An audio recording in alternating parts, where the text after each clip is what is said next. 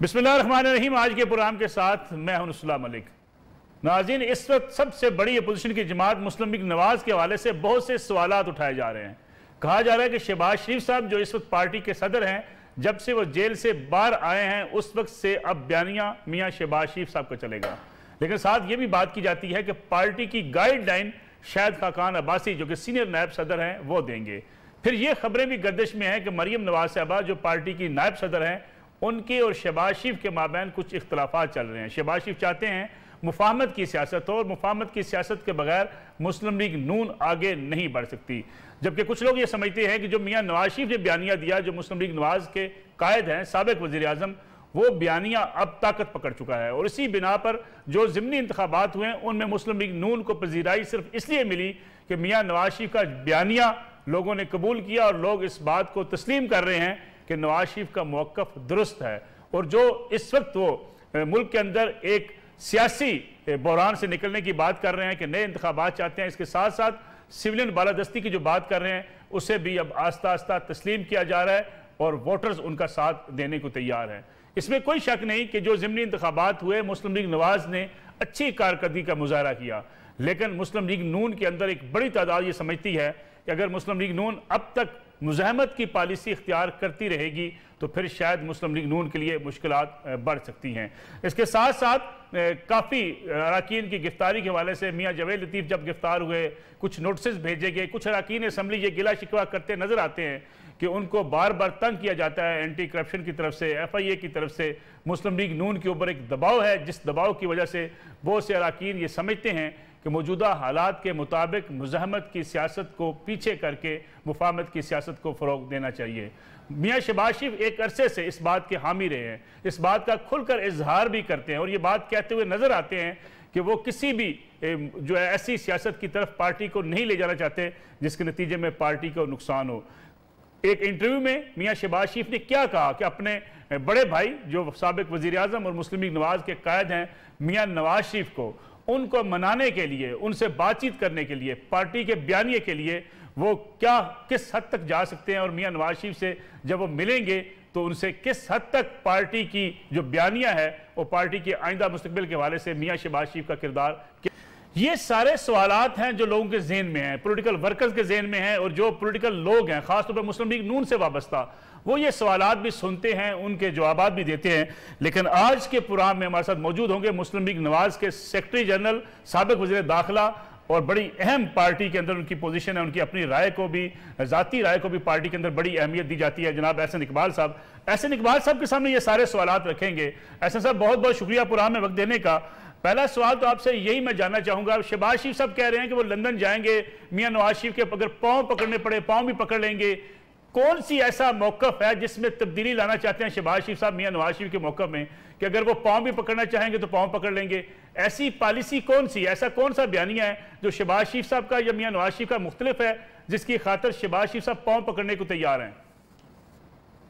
देखिए, इस बारे में तो कोई तफसील से उन्होंने अभी भी कोई इजहार किया हमारे साथ किसी पार्टी के फोरम में, लेकिन एक बात है कि पाकिस्तान मुस्लिम लीग नून का जो मौक़िफ़ है वो बहुत वाज़ेह है कि हम किसी के साथ लड़ाई नहीं करना चाहते, फसाद नहीं करना चाहते। हम पाकिस्तान को उस 70 साल की इल्लत से और बीमारी से निकालना चाहते हैं जिसने पाकिस्तान में कोई निज़ाम नहीं चलने दिया। देखिए, आज हमारे लिए, सबके लिए ये बात सोचने की है और मैं समझता हूँ कि सबसे ज़्यादा हमारी इस्टेब्लिशमेंट को सोचना चाहिए कि अगर मुल्क की मईशत दबाना नहीं होगी, ठीक है, और अगर मुल्क की मईशत इसी तरह कमज़ोर रहेगी तो हम अपनी आबादी का और इतने बड़े दिफा का बोझ कैसे बर्दाश्त करेंगे। तारीख में अगर आप देखें, रोमन एम्पायर से लेकर सल्तनत उस्मानिया, मुगल सल्तनत या कोई भी जो बड़ी एम्पायर थी, जब वो तबाह हुई है तो उसके पीछे 3 फैक्टर्स थे: आबादी का दबाव, बड़ी फौज का दबाव और स्टैग्नेंट इकोनॉमी, एक ऐसी जो उन 2 बोझों को सहारा नहीं देती। ठीक है, तो अगर हम भी दलदल में फंस जाएंगे कि हमारे पास इतनी यंग आबादी है, इतनी बड़ी आबादी है हमारे दिफा का एक बजट है क्योंकि हमारी एक सिक्योरिटी है और हमारी इकोनॉमी 1%, 2%, 3% पे चले तो ये कितनी देर आप बर्दाश्त कर सकते हैं। लिहाजा आज एक जनरल का भी यही मफाद है, एक पाकिस्तानी का भी यही मफाद है, एक नौजवान का भी यही मफाद है कि हमारी मईशत तवाना हो। अब मईशत तवाना तब होगी कि जब आपके मुल्क में सियासी इस्तेकाम होगा, कोई सियासी निजाम चलेगा। हमारे पास आइन की सूरत में एक निजाम है लेकिन हम उस निजाम पर चलने के लिए तैयार नहीं है। कभी हम हाइब्रिड निजाम ले आते हैं, कभी हम मार्शल लॉ ले आते हैं, कभी हम लंगड़ी लूली हुर्रियत ले आते हैं। और बांग्लादेश जो हमसे 50 साल बाद आजाद हुआ वो आज आप देखिए कि हमें ताने दे रहा है। पाकिस्तान को हमने हर समाजी और मैदान में पेश हो गया है। तो ये बुनियादी चीज है। मुस्लिम लीग नून पाकिस्तान की मदद है और हम चाहते हैं कि तमाम स्टेक होल्डर्स को अब एहसास करना चाहिए कि 70 साल का रवैया नहीं चल सकता।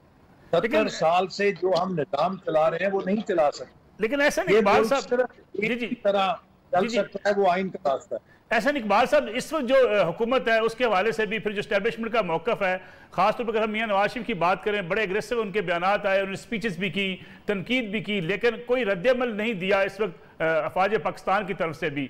एक माहौल ऐसा बना कि ना रद्दमल दिया गया, ना उस पर कोई ऐसी जो है सोच सामने आई। उसके बाद से शहबाज शरीफ साहब जो कहते हैं कि इस जो है मुज़ाहमत की सियासत चल नहीं सकती, तो क्या ये मुस्लिम लीग, हम समझे कि एस्टेब्लिशमेंट और मुस्लिम लीग नून के माबैन जो दूरियां थी वो कम हो रही हैं? देखिए ये मामला दूरियां या नहीं है। हम सब चाहते हैं इस मुल्क को अब डगर से निकलना चाहिए। ठीक, मैं आपको देखिए अर्ज करूं कि मैं जब पहली दफा, मेरी 35 साल उम्र, जी, मेरे सारे बाल जेट ब्लैक थे। आज मैं 5वीं दफा एमएलए, 62 साल उम्र हो गई है। हमारी तीसरी नस्ल है जो पाकिस्तान के को देखते देखते अब नुमाइंदा ताबीर होगा, अब वो रिटायरमेंट।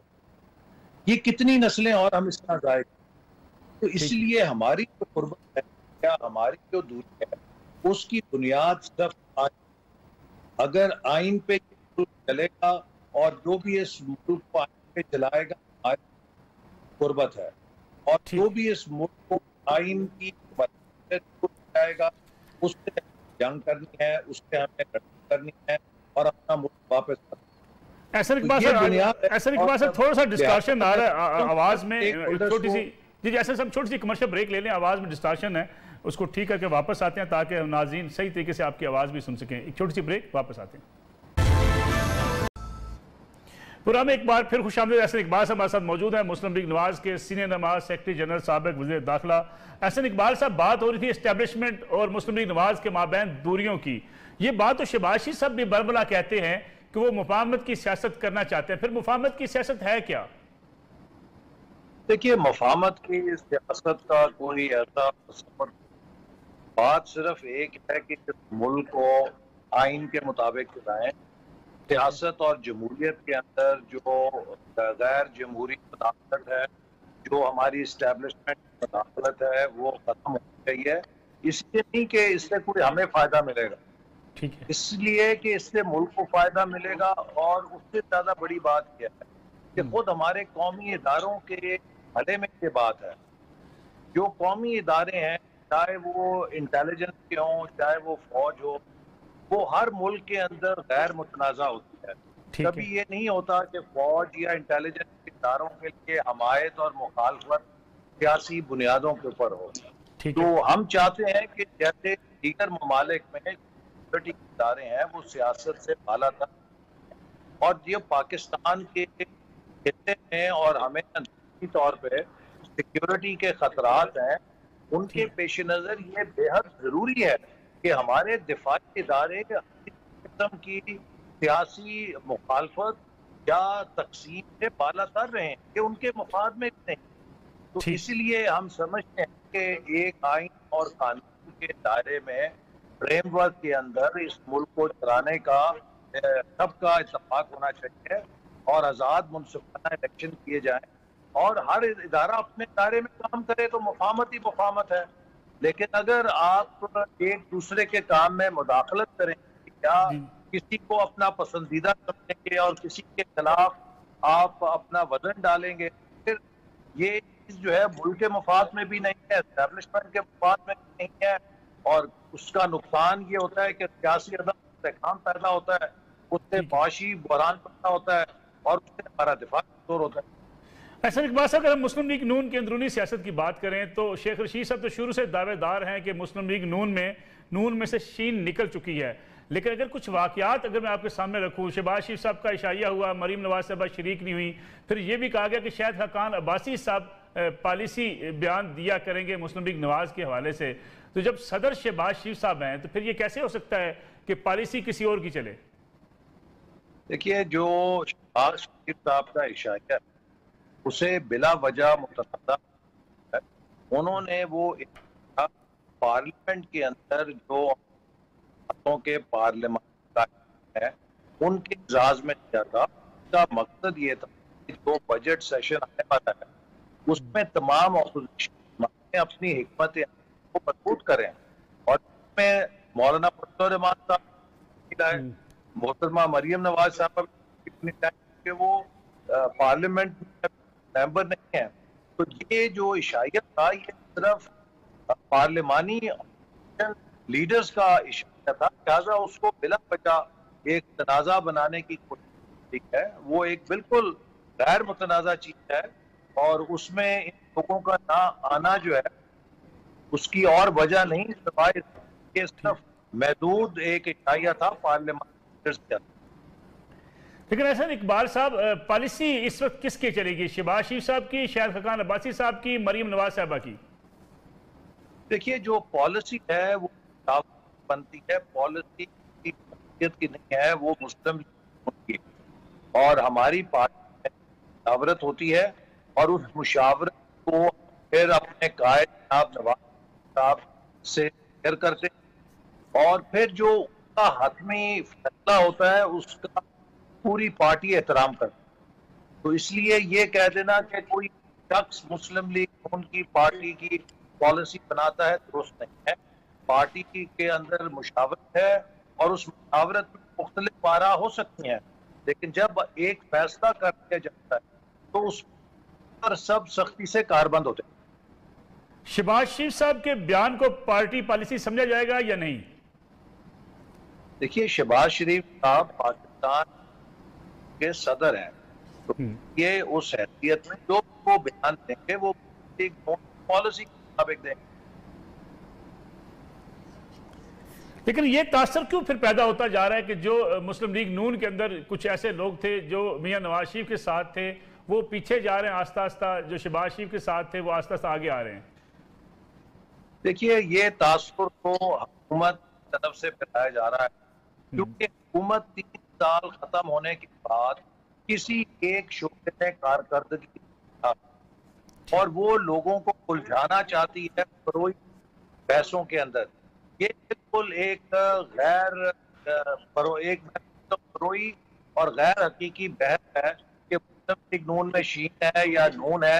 जो वज़ीर दाखिला और शीन की बातें करते हैं और जासा पकड़ा होता है, उनके लिए जरूरी है कि कोई वक्त मुल्क की लॉ एंड ऑर्डर का नोटिस। हालत यह है कि लोग यहाँ पर कत्ल हो रहे हैं और लोगों में जो उनका लॉ एंड ऑर्डर खत्म इलाके का, के लिए हुकूमत के पास कोई लाहेअमल नहीं है। वो सिर्फ टीवी के ऊपर बैठ के बयानबाजी जुगतबाजी करने के काबिल है। तो लिहाजा ये सारी चलाने का मकसद सिर्फ लोगों की तवज्जो महंगाई से हटाना है, लोगों की तवज्जो जो कश्मीर का मसला है भारत को हाथ में रख दे दिया है उससे बचना है, और इसका मकसद सिर्फ मुल्क के अंदर जो आवाम की मुश्किलात में इजाफा हो रहा है बिजली और गैस के बिलों से, उस पर तवज्जो हटाना है। तो ये अपनी नाकामियों से बहस हटाने के लिए और टॉक शोज को मौज़ूआत देने के लिए इस तरह के मौज़ूआत हटते हैं ताकि लोग इन पर बहस करें और इनसे कुछ सवाल ना पूछे कि आपका नेक पाकिस्तान कहाँ गया, आपकी 1 करोड़ नौकरियां कहाँ गई। आपके 50 लाख घर कहाँ गए? जी जी। आपकी गैस कहाँ गई? लेकिन एहसन इकबाल साहब, अगर हुकूमत की बात करें, हुकूमत तो इस बारे से बड़ी खुश है, इकानमी की रिवाइवल की बात कर रही है, 3.94 अगर आप GDP की बात करती है हुकूमत, और हुकूमती वज़ारात तो समझते हैं कि अब इकानमी आपकी बेहतर पोजीशन में आ गई है। अल्लाह करे हुकूमत कह रही है वो सच्चा हो, लेकिन इकॉनमी या बुरा फैसला करना है, हुकूमत के फैसलों ने करना है। ये तो हर उस शख्स ने करना है जो सुबह को अपने घर के लिए सौदा के लिए बाजार से निकलता है। मुर्गी जब वो 500 रुपए किलो खरीद के लाता है तो जबान से जो कलमात होते हैं वही फैसला है कि मुल्क की मैशत किस सिमत में जा रही है।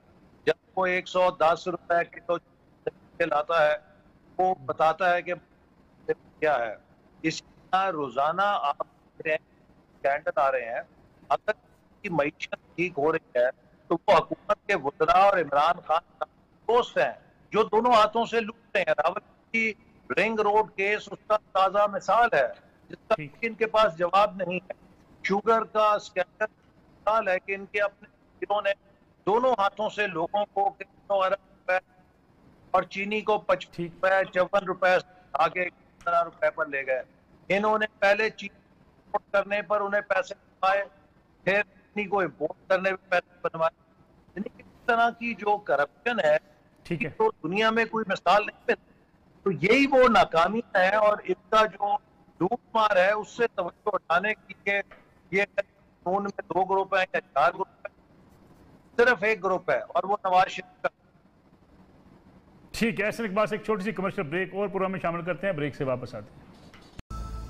प्रोग्राम में एक बार फिर खुशामदीद। एहसन इकबाल साहब, ये बताइएगा कि हुकूमत के खिलाफ जो अपोजिशन ने अवाम की बात करनी थी, महंगाई की बात करनी थी, बेरोजगारी की बात करनी थी, अपोजिशन खुद डिवाइड है। अभी तक ये पता नहीं है कि पीपल्स पार्टी, मुस्लिम लीग नवाज एक साथ हैं नहीं हैं, PDM का कोई पता नहीं। फिर PDM में वापसी के हवाले से ANP और पीपल्स पार्टी के बारे में मरीम नवाज साहबा का और शहबाज शरीफ का मौक़िफ़ अलग अलग नजर आता है। देखिए, जहाँ तक PDM का सवाल है, PDM की 10 में से 2 जमातें अगर निकली हैं तो बाकी 8 जमातें बहुत यकसू हैं, उनके अंदर बड़ी हम आहंगी है। अगरचे एक धचका लगा है पीपल्स पार्टी और ANP, लेकिन मेरे नजदीक एक सिल्वर लाइनिंग, और वो सिल्वर लाइनिंग बात का इम्कान कि PDM जो खाली एक ब्रॉड बेस्ड अलायंस अब वो एक इंतखाब तब्दील होता है। और PDM के 8 जमातें एक इंतखाबी इत्तेहाद आने में अब हो तो चारों सूबों में इंतखाबात के अंदर ये कामयाबी को ये बना सकते हैं और ये बहुत बड़ी डेवलप। तो लिहाजा मैं PDM से ये सारी जमातें बहुत लेजिटिमेट और ऑथेंटिक पार्टी हैं, अपने इलाकों में बहुत रखते हैं। और दूसरे है कि ये पाकिस्तान एक बहुत बड़ी ये एक लड़ी है जिसमें सारी बातों ने वफाक को खोया हुआ है। और जहाँ तक पार्लियामेंट है, जैसे अभी मैंने आपके लीडर ऑफ अपोजिशन ने जो इशाया किया उसमें हमने इस बात का सबूत दिया कि अपने बामी इख्तिलाफात के बावजूद हम हुकूमत की मुआशी पॉलिसियों पर यकसू हैं और उनका डट कर मुकाबला करेंगे। तो आप देखेंगे जो बजट सेशन है इसमें अपोजिशन जमातें अपना भरपूर किरदार अदा करेंगी। एहसन इकबाल साहब, पीपल्स पार्टी और ANP को वापस लेने में मसला क्या है? क्या मरीम नवाज साहबा की जिद है, अना है, क्या मसला है? देखिए, इसमें किसी का मसला नहीं है। बात यह है कि PDM ने एक फैसला किया था और आप PDM को किसी एक जमात के हाथों यरगमाल नहीं बना सकते। खुद ANP ने भी तस्दीक की थी कि PDM की जमातों ने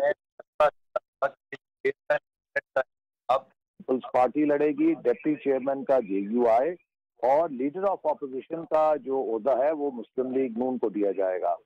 अब अगर पीपल्स पार्टी ने यकतरफा तौर पे बाप पार्टी के साथ मिलकर, जिसके बारे में हर किसी को मालूम है कि वो एक एस्टेब्लिशमेंट की पार्टी है, उससे आप अगर मिलकर लीडर ऑफ अपोजिशन का ओहदा हासिल कर लें PDM के फैसलों की खिलाफ वर्जी में, तो यकीनन ये एक डिसिप्लिन के जुमरे में नहीं आता।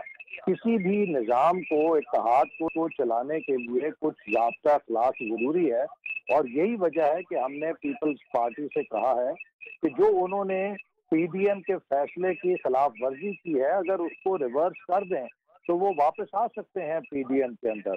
तो लिहाजा अब गेम जो है वो पीपल्स पार्टी के कोर्ट में है। अगर वो पीडीएम में आना चाहें तो उन्होंने जो पीडीएम के फैसले की खिलाफ वर्जी की है उसे रिवर्स कर दें तो वो आ सकते हैं। लेकिन अगर वो उस पर इसरार करें तो फिर यकीनन ये मुश्किल होगा। किसी भी निज़ाम को आप इनडिसिप्लिन के साथ तो नहीं चला सकते कि फैसले कुछ हों और हर बंदा अपनी मर्जी और सहूलत के मुताबिक कभी उन फैसलों को माने, कभी उन फैसलों को ना माने।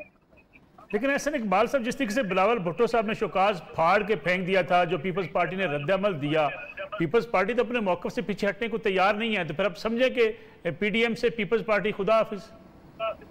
जी, मेरा ख्याल है कि इसमें काफी हद तक जो चेयरमैन पीपल्स पार्टी के बयानात हैं वो इस बात का इंडिया दे चुके हैं कि पीपल्स पार्टी ने अपनी राह पीडीएम से जुदा कर ली है और वो पीडीएम के साथ चलने में कोई दिलचस्पी नहीं रखते।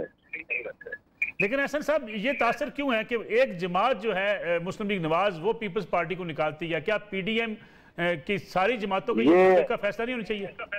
ये जो फैसला था ये पीडीएम की तमाम जमातों का मुत्तफिका फैसला था। मुस्लिम लीग नून तनहा पीडीएम के फैसले नहीं कर सकती। जितने फैसले पीडीएम में होते हैं वो इत्तफाक राय से होते हैं। यही वजह है कि जब हमने 26 मार्च को 10 में से 9 जमातों ने मुत्तफिका तौर पे फैसला किया कि हम लॉन्ग मार्च के साथ इस्तीफे देंगे, तनहा पीपल्स पार्टी ने उससे इख्तलाफ किया तो वो फैसला मंजूर नहीं हो सका, क्योंकि हम फैसले कंसेंसस और इत्तफाक राय से करते हैं। तो इसी तरह जो पीपल्स पार्टी के हवाले से फैसला है वो भी बाकी 8 जमातों का इत्तफाक राय से था। तो एहसन साहब, अब हम समझें कि जो हुकूमत के खिलाफ एहतजाजी तहरीक है वो भी मौखर हो चुकी, क्योंकि पीडीएम से पीपल्स पार्टी भी निकली, एएनपी भी निकली। अब क्या स्टेटस है हुकूमत के खिलाफ एहतजाजी तहरीक का, लॉन्ग मार्च का? पीडीएम करने जा रही है? जी, कल पीडीएम का सरबराही इजलास है जो पीपल्स पार्टी और एएनपी के निकलने के बाद पहला इजलास होगा, और उसमें जो मुल्क की सूरत हाल है और पीडीएम का मुस्तकबिल का जो लाहेअमल है उस पर क़यादत मुख्तलिफ जमातों की और सरबराही क़यादत जो है वो गौर व खौज करेगी और हिकमत अमली बनाएगी, और फिर कल उसका ऐलान सदर पीडीएम उस इजलास के बाद मीडिया में करेंगे, फैसलों का ऐलान। एहसन साहब, पीपल्स पार्टी इस्तीफों की मुखालफ थी, पीपल्स पार्टी निकल चुकी, अब तो जो जमातें सारी हैं जो इस्तीफे देने की हामी थी, तो हम समझें कि कल के इजलास में इस्तीफे देने का फैसला भी हो जाएगा? कि जो इस्तीफे देने का फैसला था उसमें हमने कई बार वाज़ेह किया कि ये एक एटमी हथियार था और ये तभी मोहलक हो सकता था कि जब सारी ऑपोजिशन जमातें मिलकर इस्तीफा दें। लेकिन अगर कुछ जमातें इस्तीफा ना दें और कुछ इस्तीफा दें, ये तो फिर हुकूमत के ट्रैप में गिरने वाली बात है कि वो उन सीटों पर बाई इलेक्शन कराएंगे और ऑपोजिशन की जो जमातें इस्तीफा नहीं देंगी वो उन बाई इलेक्शन में हिस्सा लेकर उन इलेक्शन को लिजिटिमेसी देंगी। तो ये तो फिर उल्टा नुकसान करने के मुतरादिफ है। अगर उस वक्त पीपल्स पार्टी हमारे साथ मिल जाती और सब जमातें, तमाम ऑपोजिशन मिलकर इस्तीफा देती, तो मुझे यकीन है कि ये निज़ाम इतना बुसीदा और अंदरूनी तौर पे कमज़ोर हो चुका था कि 1 महीने से ज़्यादा ये नहीं निकाल सकता था। लेकिन जब हमने 6 महीने की कोशिश की, जद्दोजहद की, पीडीएम के परचम तले और एक मोबिलाइजेशन की पूरे मुल्क के अंदर, जब हम बी के अंदर चले गए हुकूमत के गोल करने के लिए, तो उस वक्त पीपल्स पार्टी ने टाइम आउट ले लिया। तो अब हम समझें कि पीडीएम और मुस्लिम लीग नवाज इस्तीफे देने की पॉलिसी से पीछे हट चुके हैं? देखिए, इस्तीफे तो उसी सूरत में देने का फायदा है ना कि जब वो कारगर हों। अगर कोई ऐसी सूरत हाल बनती है जिसमें स्ट्रीट के अंदर इतना प्रेशर डेवलप हो जाता है कि हम महसूस करें कि इस्तीफों से कोई तब्दीली लाई जा सकती है, तो उस मौके पर जरूर उन पर गौर हो सकता है। लेकिन सरे दस्त मैं यही कहूँगा कि इस्तीफों का हथियार तभी कारगर था कि जब सारी ऑपोजिशन मिलकर देती। लेकिन अगर उसमें पीपल्स पार्टी शरीक नहीं या एक दो और जमातें उसके साथ शरीक ना हो तो फिर इस्तीफों का हथियार कारगर नहीं हो सकता। हुकूमत हटाने के लिए अदम एतमाद भी एक ऑप्शन था। ये भी कहा जा रहा था कि पीपल्स पार्टी तो तैयार है अदम एतमाद के लिए, मुस्लिम लीग नवाज नए इंतखाबात चाहती है। क्या मुस्लिम लीग नवाज या PDM अब भी अदम एतमाद की तहरीक लाने की कुछ सोच सकती हैं या नए इंतखाबात का मुतालबा ही रहेगा आपका? कि आप एक लम्हे के लिए फर्ज कर लें कि अदम एतमाद आ सकता है और हम अदम एतमाद ले आते हैं, तो आप मुझे बताइए कि उससे सिचुएशन में क्या तब्दीली आएगी? कि जो भी हुकूमत अदम एतमाद के नतीजे में आएगी उसके सामने बमुश्किल एक साल होगा, क्योंकि आखिरी साल तो इलेक्शन का होता है। एक साल के अंदर तो वो कोई तब्दीली नहीं ला सकती। जितना डैमेज 3 सालों में हो गया है उसके नतीजे में हमें बहुत डीप स्ट्रक्चरल रिफॉर्म्स की जरूरत है। हमें बहुत इस्लाहात की जरूरत है अपनी मईशत को दोबारा मजबूत बुनियादों पे खड़ा करने के लिए। ये तभी कोई हुकूमत कर सकती है कि जिसके पास 5 साल का मैंडेट हो और जिसके पास अपनी अक्सरियत हो।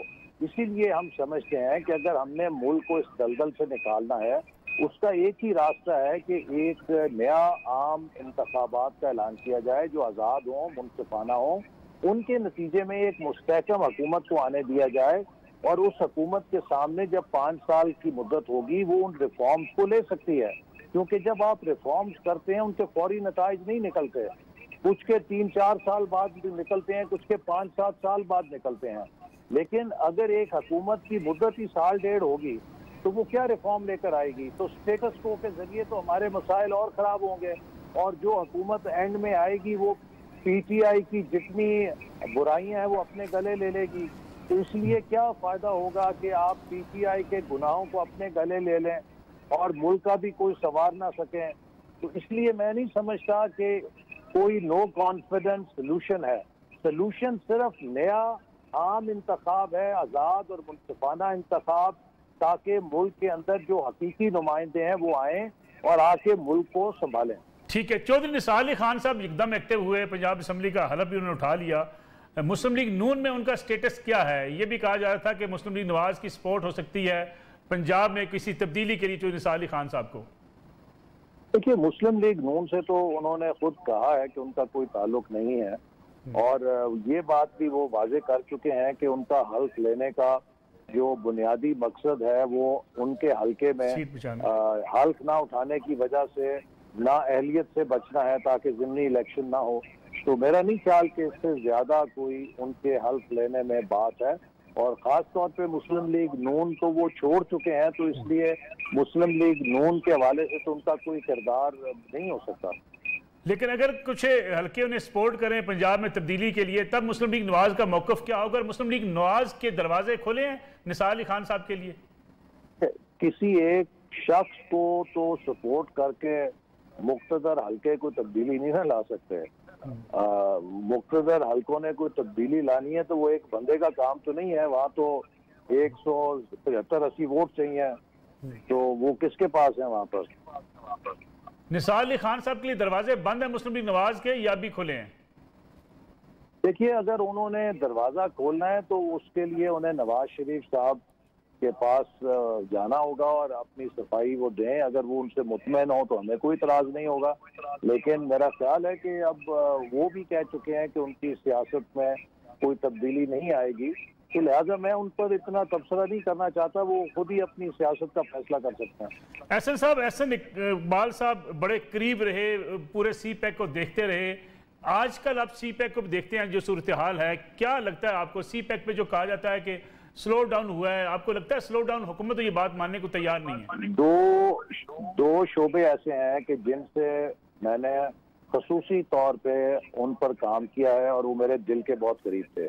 जी। एक CPAC जिसको हमने सिफर से 29 अरब डॉलर की सरमायाकारी 3 सालों में, 3.5 सालों में पाकिस्तान में लाके दुनिया को दंग किया और ये हमारा फ्यूचर था, इसको तबाह कर दिया गया है।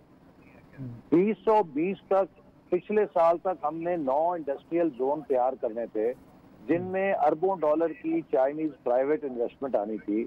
आज तक 2021 आधा निकल गया है एक इंडस्ट्रियल जोन भी मुकम्मल ये नहीं कर पाए हैं। ये सब कुछ हमने 2020 और 25 के दरमियान जो इंडस्ट्रियल कोऑपरेशन का टाइम था उसमें करना था।